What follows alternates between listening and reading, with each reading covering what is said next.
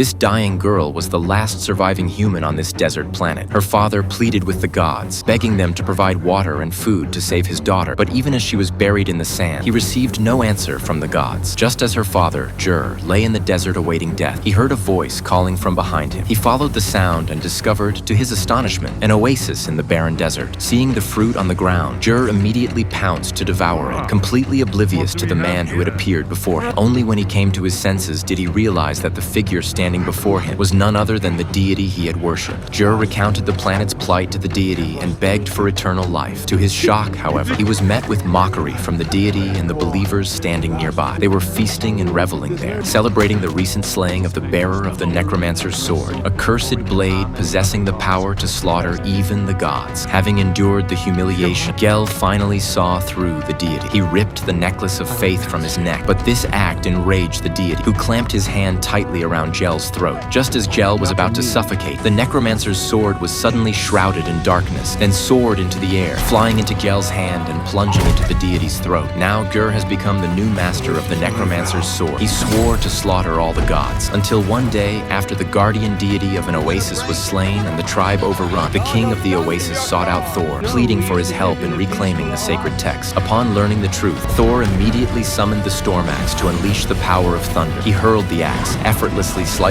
through a horde of minions, then unleashed a final bolt of lightning that wiped out the entire tribe, though, unfortunately, it also reduced the king's sanctuary to rubble. Nevertheless, as a token of gratitude, the king gifted Thor 2 mighty beasts. Upon returning to their ship, they suddenly received news that gods across the cosmos were being slaughtered. At that moment, Thor saw a distress signal from his friend Sif and rushed to her aid. However, with rescue missions needed across the cosmos, the Guardians of the Galaxy had to split into 2 groups.